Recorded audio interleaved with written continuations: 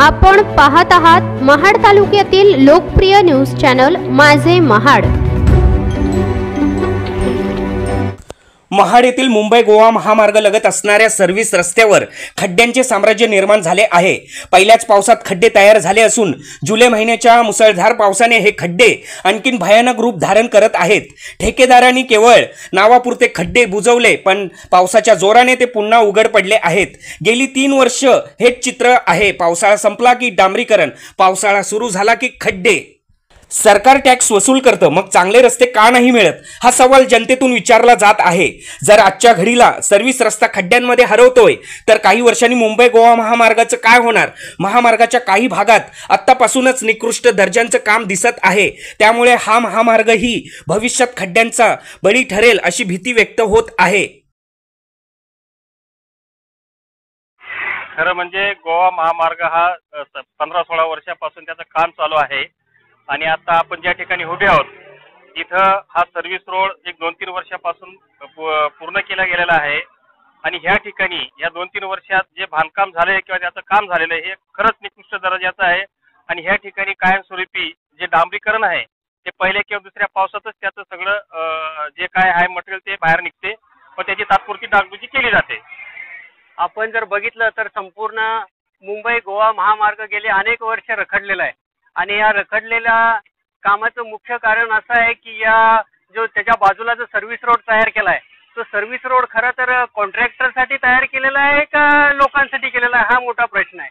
कारण service road जर अजून मुंबई गोवा हायवेचं अजून पूर्ण काम झालेलं नसताना सर्व्हिस रोडची जर ही परिस्थिती आहे तर भविष्यामध्ये मुंबई गोवा हायवे तरी किती टिकणार आहे त्याची शाश्वती नाही। कोकणामध्ये प्रचंड पाऊस पडतो, त्याप्रमाणे त्या दर्जाचं डांबर वापरण्याची गरज आहे, पण प्रत्यक्ष बघितलं तर आपण हे डांबर वापरतात का फक्त केमिकल वापरून फक्त तात्पुरतं काहीतरी डागडुजी करतात आणि पुढे जातात। निश्चितच कॉन्क्रीटीकरणाचे रस्ते आता उभारण्यात येते मुंबई गोवा महामार्गावरती, मात्र ते टिकतील का असा तरी प्रश्न आता मुळात निर्माण झालेला आहे। कारण आता विसावा हॉटेलच्या वरती जो पूल आहे तो पाहायला गेल्यानंतर डांबरीकरणाचे पॅचेस पाहायला मिळतात, तर आपल्याला काय वाटतं, काय सांगाल सरकारला? फक्त विसावाजवळच नाही, जर संपूर्ण जर बघितलं तर केंबुर्लीच्या तिथं जे बौद्ध लेणे आहेत त्या ब्रिजवरती सुद्धा हायवेला तळे गेलेले आहेत आणि हे जे तळे गेलेले आहेत तर ही भविष्यामध्ये ज्याप्रमाणे चिपळूणला मोठा दुर्घटना घडली होती आणि पूल कोसळला होता तशीच परिस्थिती महाडच्या जवळपास होऊ नये एवढीच ईश्वराकडे प्रार्थना।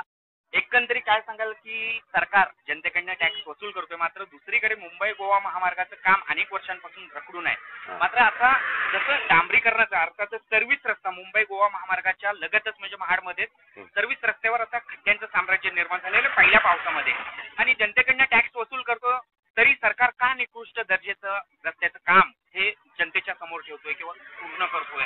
काय सांगाल याबाबत तुम्ही? सरकारने याबद्दल दखल घ्यायला पाहिजे आणि रस्त्याचे खड्डे जे पडलेले आहे ते त्वरित भरून काढायला पाहिजे। आता ह्याच्यामुळे खड्ड्यामुळे ऍक्सिडेंट होतात, त्यामुळे होऊ नये ऍक्सिडेंट, म्हणून सरकारने याची दखल घ्यायला पाहिजे। निश्चित दुसरा प्रश्न असा आहे की वाहन चालक म्हणून तुम्हाला किती त्रास सहन करावा? भरपूर त्रास होतो। अहो रात्री जर आम्ही आलो ना तर आम्हाला काही पाणी पाऊस पडतो ना त्यामुळे आम्हाला काही दिसत नाही, त्यामुळे भीती वाटतं वातावरण तयार होतं इथं की बाबा पुढे गाडी पडून आम्ही पडू शकतो, हो गाडीचं ऍक्सिडेंट होऊ शकतो, तर सरकारने दखल घ्यावी आणि खड्डे भरून काढावे हीच आमची अपेक्षा आहे।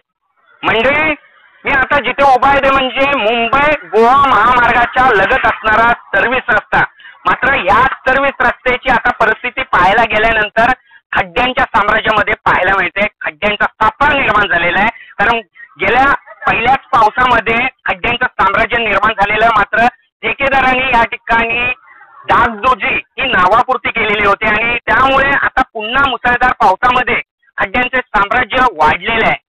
म्हणजे जनतेचा टॅक्स सरकार वसूल करत आहे, मात्र चांगल्या दर्जाचे रस्ते का देत नाही असा सवाल आता निर्माण झालेला आहे। आता सर्व्हिस रस्त्याची जर ही परिस्थिती असेल तर येणाऱ्या काळामध्ये मुंबई गोवा महामार्गाची परिस्थिती कशा पद्धतीत असेल? कारण मी मागच्याच काही महिन्यांकडे बातमी दाखवली होती, ती बातमी अशी होती की मुंबई गोवा महामार्गावरती कॉन्क्रीटीकरणाच्या रस्त्यावरती डांबरीकरणाचा पॅच का?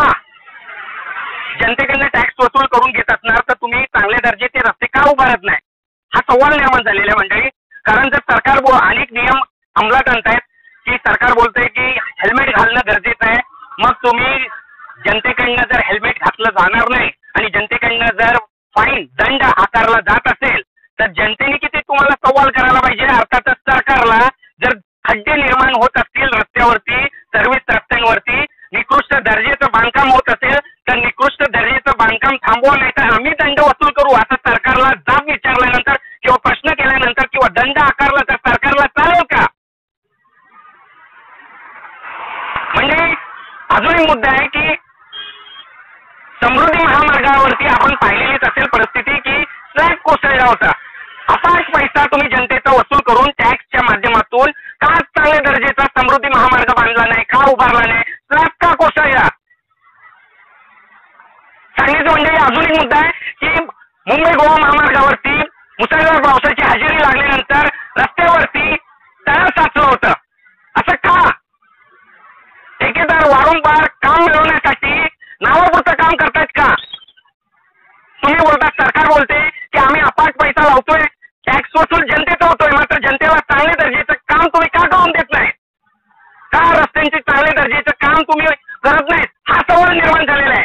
स्थानिकांना या ठिकाणावरनं जाताना या खड्ड्यांचा सामना करावा लागतोय. खड्डा कुठे आहे हे देखील कळत नाही.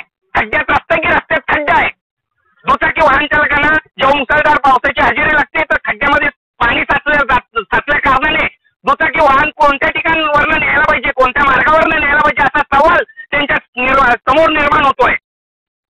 का जनतेची फसवणूक करतायत? सरकार का जनतेची फसवणूक